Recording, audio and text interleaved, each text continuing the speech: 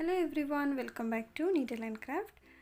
ಇವತ್ತು ಹಾಕ್ತಾ ಇರೋ ಡಿಸೈನ್ಗೆ 6 ಎಳೆ ದಾರ ತೊಗೊಂಡಿದ್ದೀನಿ, ಜೊತೆಗೆ ನೀಡಲ್ ನಂಬರ್ 10. ಹಾಗೆ ಒಂದು ಸ್ಯಾಂಪಲ್ ಲೇಸ್ ಮೇಲೆ ವರ್ಕ್ ಮಾಡ್ತಾಯಿದ್ದೀನಿ. ಲೇಸಿನ ರೈಟ್ ಸೈಡಿಂದ ಡಿಸೈನ ಸ್ಟಾರ್ಟ್ ಮಾಡ್ತಾ ಮೊದಲಿಗೆ ಒಂದು ಲಾಕನ್ನು ಮಾಡಬೇಕು. ಸೊ ಈ ರೀತಿ ಲಾಕ್ ಆದಮೇಲೆ 4 ಚೈನ್ಸ್. ಹೀಗೆ ಇದನ್ನು ಸ್ಟ್ರೇಟಾಗಿ ಪ್ಲೇಸ್ ಮಾಡಿ ಸಿಂಗಲ್ ಕ್ರೋಶೆಯಿಂದ ಬಟ್ಟೆಗೆ ಫಿಕ್ಸ್ ಮಾಡಬೇಕು. ಮತ್ತು ಇನ್ನೂ ಒಂದು ಸಲ 4 ಚೈನ್ಸ್. ಇದನ್ನು ಕೂಡ ಸ್ಟ್ರೇಟಾಗಿ ಈ ರೀತಿ ಪ್ಲೇಸ್ ಮಾಡಿ ಸಿಂಗಲ್ ಕ್ರೋಶೆಯಿಂದ ಫಿಕ್ಸ್ ಮಾಡಬೇಕು. ಮತ್ತು ಇನ್ನೊಂದು ಸಲ 4 ಚೈನ್ಸ್ ವರ್ಕ್ ಮಾಡ್ತೀನಿ. ಬಟ್ ಇದನ್ನು ನೋಡಿ, ಪ್ರೀವಿಯಸ್ ಲಾಕ್ ಮಾಡ್ಕೊಂಡಿದ್ದೆ ಅಲ್ವಾ 4 ಚೈನು, ಸೊ ಸೇಮ್ ಲಾಕಲ್ಲಿ ಲಾಕ್ ಮಾಡಬೇಕು. ನಮಗೆ ಆವಾಗ ಒಂದು ಸ್ಮಾಲ್ 4 ಚೈನಿಂದು ಲೂಪ್ ಅಲ್ಲಿ ಕ್ರಿಯೇಟ್ ಆಗುತ್ತೆ. ಇಲ್ಲಿಂದ ಮತ್ತೆ 4 ಚೈನ್ಸ್. ಇದನ್ನು ಕೂಡ ಸ್ಟ್ರೇಟಾಗಿ ಪ್ಲೇಸ್ ಮಾಡಿ ಸಿಂಗಲ್ ಕ್ರೋಶೆಯಿಂದ ಫಿಕ್ಸ್ ಮಾಡ್ಕೊಬೇಕು. ಮತ್ತು 4 ಚೈನ್ ಲೂಪ್ ಥರ ಫಾರ್ಮ್ ಆದಮೇಲೆ 3 ಸಲ 4 ಚೈನನ್ನು ವರ್ಕ್ ಮಾಡಬೇಕು. ಸೊ ಬೇಸ್ ಲೈನು ಈ ರೀತಿಯಾಗಿ ಬರುತ್ತೆ. ತುಂಬಾ ಸಿಂಪಲ್ ಆಗಿದೆ ಡಿಸೈನ್, ಹಾಗೆ ಎಲಿಗೆಂಟ್ ಲುಕ್ ಕೊಡುತ್ತೆ ಫ್ರೆಂಡ್ಸ್. ಖಂಡಿತ ಎಲ್ಲರೂ ಟ್ರೈ ಮಾಡ್ಬೋದು. ಸೊ ಈ 4 ಚೈನು ಕೂಡ ಸಿಂಗಲ್ ಕ್ರೋಶೆಯಿಂದ ಫಿಕ್ಸ್ ಮಾಡ್ಕೊಬೇಕು. ಇದಾದಮೇಲೆ ಇವಾಗ ವರ್ಕ್ ಮಾಡುವಂಥ 4 ಚೈನನ್ನು ನೋಡಿ, ಪ್ರೀವಿಯಸ್ ಲಾಕ್ ಮಾಡ್ಕೊಂಡಿರ್ತೀವಿ ಅಲ್ವಾ, ಸೊ ಸೇಮ್ ಲಾಕಿಗೆ ಲಾಕ್ ಮಾಡಬೇಕು. ನಮಗೆ ಒಂದು ಸ್ಮಾಲ್ ಲೂಪ್ ರೀತಿ ಅಲ್ಲಿ ಫಾರ್ಮ್ ಆಗುತ್ತೆ. ಸೊ ಈ ಥರ ನಾವು ಬೇಸ್ ಲೈನನ್ನು ಫಿನಿಷ್ ಮಾಡ್ಕೊಬೇಕು. ಸ್ಟಾರ್ಟಿಂಗ್ ಮತ್ತು ಎಂಡಲ್ಲಿ 2 ಸಲ 4 ಚೈನ್ಸ್ ಬರುತ್ತೆ. ಮತ್ತು ಮಧ್ಯ ಇನ್ನೆಲ್ಲ ಕಡೆ 3 ಸಲ 4 ಚೈನ್ಸ್ ವರ್ಕ್ ಮಾಡಿ ಸ್ಮಾಲ್ ಲೂಪ್ ರೀತಿ ಫಾರ್ಮ್ ಮಾಡ್ಕೊಬೇಕು. ಸೊ ಹೀಗೆ ನಾನು ಈ ಸ್ಟೆಪ್ಪನ್ನು ಕಂಪ್ಲೀಟ್ ಮಾಡ್ತೀನಿ. ಸೊ ಫಸ್ಟ್ ಸ್ಟೆಪ್ ಕಂಪ್ಲೀಟ್ ಆಯಿತು. ಸೆಕೆಂಡ್ ಸ್ಟೆಪ್ಗೂ ಕೂಡ ಸೇಮ್ ಕಲರ್ ದಾರದಿಂದ ಡಿಸೈನ ಸ್ಟಾರ್ಟ್ ಮಾಡ್ತಾಯಿದ್ದೀನಿ. ಅಂದರೆ ಡಿಸೈನ ಜಸ್ಟ್ ಟರ್ನ್ ಮಾಡಿಕೊಂಡು ಈ ಸ್ಟೆಪ್ಪನ್ನು ಕಂಟಿನ್ಯೂ ಮಾಡ್ತೀನಿ. ಟರ್ನ್ ಮಾಡಿದ್ಮೇಲೆ ಮೊದಲಿಗೆ ಏನು 4 ಚೈನ್ ಇರುತ್ತೆ ಅಲ್ಲಿಗೆ 4 ಚೈನ್ಸ್, ಆಮೇಲೆ ಲಾಕ್ಗೆ ಒಂದು ಲಾಕನ್ನು ಮಾಡ್ಕೊಬೇಕು. ಇದಾದಮೇಲೆ ನೆಕ್ಸ್ಟ್ 4 ಚೈನ್ ಇರುವಂಥ ಜಾಗದಲ್ಲೂ 4 ಚೈನ್ಸ್ ಲಾಕ್ ಇರುತ್ತೆ ನೋಡಿ. 4 ಚೈನ್ ಆದಮೇಲೆ ಒಂದು ಲಾಕ್ ಮಾಡ್ಕೊಂಡಿರ್ತೀವಿ ಅಲ್ವಾ, ಸೊ ಸೇಮ್ ಲಾಕಿಗೆ ಲಾಕ್ ಮಾಡ್ಕೊಬೇಕು. ಸೊ ಈ ರೀತಿ ಲೂಪ್ ಪಕ್ಕ ಏನು ಲಾಕ್ ಇರುತ್ತೆ ಆ ಲಾಕ್ಗೆ ಲಾಕ್ ಮಾಡ್ಕೊಂಡ್ಮೇಲೆ ಅಲ್ಲಿಂದನೇ ಡೈರೆಕ್ಟಾಗಿ ನೆಕ್ಸ್ಟ್ 4 ಚೈನಿನ ಲೂಪಲ್ಲಿ ಡಬಲ್ ಕ್ರೋಶೇಸ್ನ ವರ್ಕ್ ಮಾಡಬೇಕು. ನೀಡಲ್ ಮೇಲೆ ಒಂದು ಸಲ ಹೀಗೆ ದಾರ ತಗೊಂಡು ಫಸ್ಟ್ 2 ಲೂಪಿಂದ ಒಂದು, ನೆಕ್ಸ್ಟ್ 2 ಲೂಪಿಂದ ಒಂದು, ಈ ರೀತಿಯಾಗಿ ನಾವು ಡಬಲ್ ಕ್ರೋಶೇಸ್ನ ಮಾಡ್ಕೊಬೇಕು. ಡಬಲ್ ಕ್ರೋಶೆ ಕೌಂಟಿಂಗ್ ಹೇಳೋದಾದರೆ ಟೋಟಲಾಗಿ 8 ಡಬಲ್ ಕ್ರೋಶೇಸ್ನ ಆ 4 ಚೈನ್ ಗ್ಯಾಪಲ್ಲಿ ವರ್ಕ್ ಮಾಡ್ತಾಯಿದ್ದೀನಿ.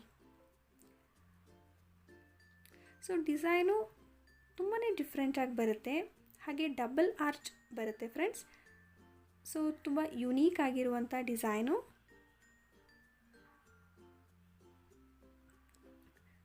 ಸೊ ಇಲ್ಲಿ 8 ಡಬಲ್ ಕ್ರೋಶೇಸ್ ಇವಾಗ ಕಂಪ್ಲೀಟ್ ಆಗಿದೆ. ಸೊ ನೋಡಿ, ಈ ರೀತಿ ಇದು ಕಂಪ್ಲೀಟ್ ಆಗಿದೆ. ಇವಾಗ ಏನು ಮಾಡಬೇಕು, ಎಲ್ಲಿ ಇದನ್ನು ಲಾಕ್ ಮಾಡ್ಕೊಳೋದು ಅಂದರೆ ನೋಡಿ, 4 ಚೈನ್ ಆದಮೇಲೆ ನಾವು ಲಾಕ್ ಮಾಡ್ಕೊಂಡಿರ್ತೀವಿ ಅಲ್ಲ, ಸೊ ಆ ಲಾಕಿಗೆ ಲಾಕ್ ಮಾಡಿಬಿಟ್ಟು ಎಂಡ್ ಮಾಡಬೇಕು. ಸೊ ಈ ಥರ ಬರುತ್ತೆ ಈ ಸ್ಟೆಪ್ಪು. ನೆಕ್ಸ್ಟ್ 4 ಚೈನ್ ಇರೋ ಜಾಗದಲ್ಲಿ 4 ಚೈನ್ಸ್, ಲಾಕ್ ಇರೋ ಕಡೆ ಲಾಕ್ ಮಾಡಿಕೊಂಡು ಡಿಸೈನ ಕಂಟಿನ್ಯೂ ಮಾಡ್ಕೊಬೇಕು. ನೋಡಿ, ಸೇಮ್ ಲಾಕ್ ಮೇಲೇ ನಾವು ಲಾಕ್ ಮಾಡ್ಕೊಬೇಕು. Again 4 chains, 1 lock. ಮತ್ತು ಲೂಪ್ ಪಕ್ಕ ಇರುವಂಥ 4 ಚೈನ್ಗೂ 4 ಚೈನ್ಸನ್ನು ವರ್ಕ್ ಮಾಡಿಬಿಟ್ಟು ಲಾಕ್ ಮೇಲೆ ಲಾಕ್ ಮಾಡ್ಕೊಬೇಕು. ಸೊ ಹೀಗೆ ಲಾಕ್ ಮಾಡ್ಕೊಂಡ್ಮೇಲೆ ಸೇಮ್ ಪಾಯಿಂಟಿಂದನೇ ನಾವು 4 ಚೈನಿನ ಲೂಪ್ಗೆ ಡಬಲ್ ಕ್ರೋಶೇಸ್ನ ಸ್ಟಾರ್ಟ್ ಮಾಡ್ಕೊಬೇಕು. ಡಬಲ್ ಕ್ರೋಶೇಸ್ ಅಂದರೆ ನೀಡಲ್ ಮೇಲೆ ಒಂದು ಸಲ ದಾರ ತೊಗೊಂಡು ಆ 4 ಚೈನ್ ಗ್ಯಾಪಲ್ಲಿ ಇನ್ಸರ್ಟ್ ಮಾಡಿ ಫಸ್ಟ್ 2 ಲೂಪಿಂದ ಒಂದು, ನೆಕ್ಸ್ಟ್ 2 ಲೂಪಿಂದ ಒಂದು. ಈ ಥರ ಇಲ್ಲೂ ಕೂಡ 8 ಡಬಲ್ ಕ್ರೋಶೇಸ್ನ ವರ್ಕ್ ಮಾಡಿಬಿಟ್ಟು ಹೀಗೆ ಡಿಸೈನ್ನ ಕಂಟಿನ್ಯೂ ಮಾಡ್ಕೊತೀನಿ. ಸೊ ಈ ಸ್ಟೆಪ್ಪು ಈ ರೀತಿ ಬರುತ್ತೆ, ತುಂಬಾ ಸಿಂಪಲ್ ಆಗಿದೆ. ಸೊ ಈ ಸ್ಟೆಪ್ಪನ್ನು ಫುಲ್ಲಾಗಿ ನಾನು ಫಿನಿಷ್ ಮಾಡ್ತೀನಿ. ನೆಕ್ಸ್ಟ್ ಸ್ಟೆಪ್ ಹೇಗೆ ವರ್ಕ್ ಮಾಡೋದು ನೋಡೋಣ. ಸೊ ನೋಡಿ, ಪ್ರೀವಿಯಸ್ ಸ್ಟೆಪ್ಪನ್ನು ನಾನು ಕಂಪ್ಲೀಟ್ ಮಾಡಿದ್ದೀನಿ, ಈ ರೀತಿ ಬರುತ್ತೆ. ಇವಾಗ ನೆಕ್ಸ್ಟ್ ಸ್ಟೆಪ್ ಮಾಡೋದಕ್ಕೆ ನಾನು ಥ್ರೆಡ್ ಕಲರ್ನ ಚೇಂಜ್ ಮಾಡ್ತಾಯಿದ್ದೀನಿ. ಎಂಡಲ್ಲಿ ಈ ರೀತಿ ನಾಟ್ ಮಾಡಿಕೊಂಡು ಲೇಸಿನ ರೈಟ್ ಸೈಡಿಂದ ಈ ಸ್ಟೆಪ್ಪನ್ನು ವರ್ಕ್ ಮಾಡ್ತೀನಿ. ಪ್ರೀವಿಯಸ್ ಸ್ಟೆಪ್ಪು ನಾವು ರಾಂಗ್ ಸೈಡಿಂದ ಮಾಡಿದ್ವಿ ಫ್ರೆಂಡ್ಸ್. ಸೊ ಸ್ಟಾರ್ಟಿಂಗು ಒಂದು ಲಾಕನ್ನು ಮಾಡಬೇಕು. ಲಾಕ್ ಆದಮೇಲೆ ಮೊದಲು ಏನು 4 ಚೈನ್ ಇರುತ್ತೆ ಮೊದಲಿಗೆ, ಸೊ ಆ 4 ಚೈನ್ ಜಾಗದಲ್ಲಿ 4 ಚೈನ್ಸನ್ನು ವರ್ಕ್ ಮಾಡಿ ಲಾಕ್ ಮಾಡ್ಕೊಬೇಕು. ಸೊ ಈ ರೀತಿ ಲಾಕ್ ಆದಮೇಲೆ ನೆಕ್ಸ್ಟ್ 4 ಚೈನ್ ಇದೆ ಅಲ್ವಾ, ಅಲ್ಲಿಗೆ ನಾವೇನು ಮಾಡಬೇಕು, ಆ 4 ಚೈನ್ಗೆ ಸಿಂಗಲ್ ಕ್ರೋಶೇಸ್ನ ಮಾಡಬೇಕು. 3 ಸಿಂಗಲ್ ಕ್ರೋಶೇನ ಆ ನೆಕ್ಸ್ಟ್ 4 ಚೈನ್ಗೆ ಮಾಡ್ಕೊಬೇಕಾಗತ್ತೆ. ಸೊ ಈ ರೀತಿ ನಾವು 3 ಸಿಂಗಲ್ ಕ್ರೋಶೇಸ್ನ ವರ್ಕ್ ಮಾಡಬೇಕು. ಇದಾದಮೇಲೆ ಚೈನ್ಸ್ ಹಾಕ್ತಾಯಿದ್ದೀನಿ. ಇಲ್ಲಿ ಟೋಟಲಾಗಿ 10 ಚೈನ್ಸನ್ನು ವರ್ಕ್ ಮಾಡ್ತೀನಿ, ಅಂದರೆ 10 ಚೈನನ್ನು ಹಾಕ್ತಾಯಿದ್ದೀನಿ. ಸೊ 10 ಚೈನ್ ಹಾಕಿ ಹೀಗೆ ಪ್ಲೇಸ್ ಮಾಡಬೇಕು ನೀವು. ಆ ಚೈನು ನಾವು ಪ್ರೀವಿಯಸ್ ಆರ್ಚ್ ಮಾಡಿದ್ದೀವಿ ಅಲ್ಲ, ಅದು ಆರ್ಚನ್ನು ಕವರ್ ಮಾಡಬೇಕು. ಸೊ ಇವಾಗ ಆರ್ಚ್ ಆದಮೇಲೆ ಇರುವಂಥ 4 ಚೈನ್ಗೆ 3 ಸಿಂಗಲ್ ಕ್ರೋಶೇಸ್ನ ಮಾಡ್ಕೊಬೇಕು. ಸೇಮ್ ಆ್ಯಸ್ ಸ್ಟಾರ್ಟಿಂಗ್, ನಾವು ಸ್ಟಾರ್ಟಿಂಗು ಅಷ್ಟೇ 3 ಸಿಂಗಲ್ ಕ್ರೋಶೇನ ವರ್ಕ್ ಮಾಡಿ 10 ಚೈನ್ಸ್ ಹಾಕಿಬಿಟ್ಟು ಮತ್ತು 3 ಸಿಂಗಲ್ ಕ್ರೋಶೇನ ಮಾಡ್ತಾ ಇರೋದು. ನೋಡಿ ಈ ರೀತಿ ಬರುತ್ತೆ. ಸೊ ಈ 10 ಚೈನ್ ಗ್ಯಾಪಲ್ಲಿ ನಾವು ನೆಕ್ಸ್ಟ್ ಸ್ಟೆಪ್ಪನ್ನು ಕಂಟಿನ್ಯೂ ಮಾಡೋಣ. ಇದಾದಮೇಲೆ ಲಾಕ್ ಇರುತ್ತೆ ಅಲ್ವಾ 4 ಚೈನಿಂದು, ಸೊ ಆ ಸೇಮ್ ಲಾಕ್ ಮೇಲೆ ಒಂದು ಲಾಕನ್ನು ಮಾಡಬೇಕು. ಇಲ್ಲಿಂದ ನೆಕ್ಸ್ಟ್ 4 ಚೈನ್ ಇರೋ ಕಡೆ ಮತ್ತೆ 4 ಚೈನ್ಸ್, 1 ಲಾಕ್. ಸೊ ಲಾಕ್ ಆದಮೇಲೆ ಆರ್ಚ್ಗೂ ಮುಂಚೆ ಬರುವಂಥ 4 ಚೈನ್ಗೆ 3 ಸಿಂಗಲ್ ಕ್ರೋಶೇಸ್ನ ಮಾಡಿಕೊಂಡು 10 ಚೈನ್ಸನ್ನು ವರ್ಕ್ ಮಾಡಬೇಕು. ಸೊ ಇದೇ ಕೌಂಟಿಂಗಲ್ಲಿ ಆದಷ್ಟು ನೀವು ಡಿಸೈನ್ನ ವರ್ಕ್ ಮಾಡೋದಕ್ಕೆ ಟ್ರೈ ಮಾಡಿ ಫ್ರೆಂಡ್ಸ್. ಸೊ ನೀಟಾಗಿ ಫಿನಿಶಿಂಗ್ ಬರುತ್ತೆ, ಹಾಗೆ ಡಿಸೈನು ಅಷ್ಟೇ ಎಲ್ಲೂ ವೇವಿ ಬರೋದಿಲ್ಲ. ಸೊ ಈಗ 10 ಚೈನ್ಸ್ ಆದಮೇಲೆ ನೆಕ್ಸ್ಟ್ 4 ಚೈನ್ಗೆ 3 ಸಿಂಗಲ್ ಕ್ರೋಶೀಸ್, 1 2 ಆ್ಯಂಡ್ 3.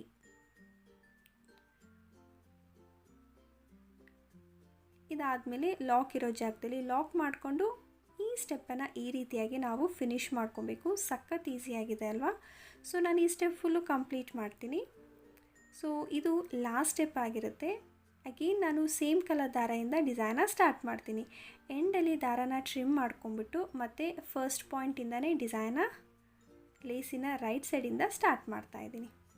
ಸೊ ಒಂದು ಲಾಕ್ ಆದಮೇಲೆ ಫಸ್ಟು 4 ಚೈನ್ ಇರೋ ಕಡೆ ಇಲ್ಲಿ ನಾವು 4 ಸಿಂಗಲ್ ಕ್ರೋಶೇಸ್ನ ಮಾಡ್ಕೊಬೇಕು.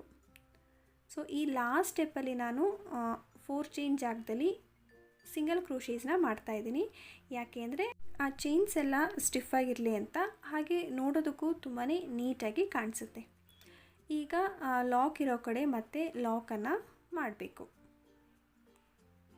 ಸೊ ನೋಡಿ, ನಾವು ಸಿಂಗಲ್ ಕ್ರೋಶೇ ಮಾಡಿದಾಗ ಈ ರೀತಿಯಾಗಿ ನೀಟಾಗಿ ಬರುತ್ತೆ. ಲಾಕ್ ಆಗ್ತಿದ್ದ ಹಾಗೆ ಅದೇ ಪಾಯಿಂಟಿಂದ 10 ಚೈನ್ ಇರೋ ಗ್ಯಾಪಲ್ಲಿ ಡಬಲ್ ಕ್ರೋಶೇಸ್ನ ವರ್ಕ್ ಮಾಡಬೇಕು. ಸೊ ಡಬಲ್ ಕ್ರೋಶೇಸ್ ಯಾವ ರೀತಿ ಮಾಡೋದು ಅಂದರೆ, ನೀಡಲ್ ಮೇಲೆ ಒಂದು ಸಲ ದಾರ ತೊಗೊಂಡು ಆ ಗ್ಯಾಪಲ್ಲಿ ಇನ್ಸರ್ಟ್ ಮಾಡಿ ಫಸ್ಟ್ 2 ಲೂಪಿಂದ ಒಂದು, ಹಾಗೆ ನೆಕ್ಸ್ಟ್ 2 ಲೂಪಿಂದ ಒಂದು, ಈ ರೀತಿ ಆ ಡಬಲ್ ಕ್ರೋಶೇಸ್ನ ಆ 10 ಚೈನ್ ಗ್ಯಾಪಲ್ಲಿ ಮಾಡ್ಕೊಬೇಕು. ಸೊ ಇಲ್ಲಿ ಕೌಂಟಿಂಗನ್ನು ನಾನು ಹೇಳಿಬಿಡ್ತೀನಿ. ಸ್ಟಾರ್ಟಿಂಗು 8 ಡಬಲ್ ಕ್ರೋಶೇಸ್ನ ವರ್ಕ್ ಮಾಡ್ತೀನಿ. ಅದಾದಮೇಲೆ ಒಂದು ಪೀಕೋ ಮಾಡಿಬಿಟ್ಟು ಮತ್ತೆ 8 ಡಬಲ್ ಕ್ರೋಶೇಸ್ನ ಮಾಡಬೇಕು. ಸೊ ಇವಾಗ 8 ಡಬಲ್ ಕ್ರೋಶೇಸ್ ಕಂಪ್ಲೀಟ್ ಆಗಿದೆ.